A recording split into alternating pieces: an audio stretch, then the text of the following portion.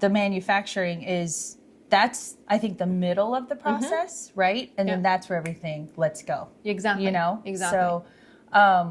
So I'm beyond thrilled to have this partnership with cabinet geniuses. Geniuses.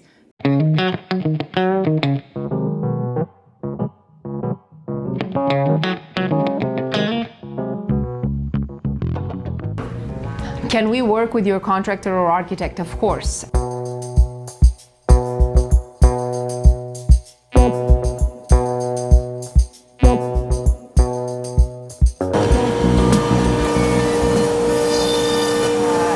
The key is to getting us involved when the project is in the beginning phases, just to make sure that we can coordinate properly, from site visits to measurements, to understanding the job site conditions, to understanding the evolution of what is going to be the job site, to be able to go through the proper channels and the proper communication channels to achieve the best result in terms of custom cabinetry.